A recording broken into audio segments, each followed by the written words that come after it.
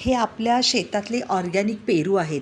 हे पेरू आतून एकदम लाल जर्द रंगाचे आहेत आणि ह्याचा आम्ही कधीकधी सरबतसुद्धा बनवतो. हे आपल्या शेतातले जाम आहेत, अतिशय ज्युसी, फ्रीजमध्ये थंड ठेवून खाल्ले की मस्त लागतात खायला. नंतर हा आपल्या शेतातला पपई आहे. दिसायला पण किती सुंदर आहे ना, तेवढा चवीला पण तो मधुर आहे. अतिशय गोड असा ऑर्गॅनिक पपई आहे. हे ऑर्गॅनिक चिकू आहेत, पण हे कच्चे आहेत आत्ता तरी. आणि आंबे आहेत पण फार थोडे आले आहेत, कारण मोहोर जळला मध्यंतरी. अजून येतील. हे आहेत काजू. हे आहे योगेशच्या शेतातले काजू. काजूच्या फळाची बी तुम्हाला माहिती बाहेर असते आणि ह्याच्यापासून आपण जे रेग्युलर काजू खातो ते बनवले जातात. हे जी फळं आहेत ना काजूची, या फळांपासून सरबत पण बनवता येतं आणि गोव्यामध्ये या फळांपासून फेणी बनवण्यात येते.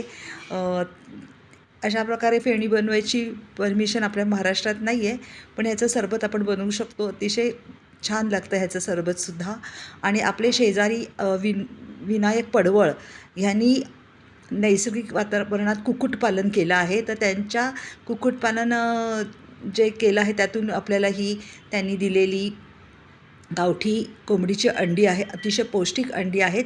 त्यांनी कसं नैसर्गिक वातावरणात कुक्कुटपालन केलं ह्याचा एक मी स्वतंत्र व्हिडिओ बनवला आहे.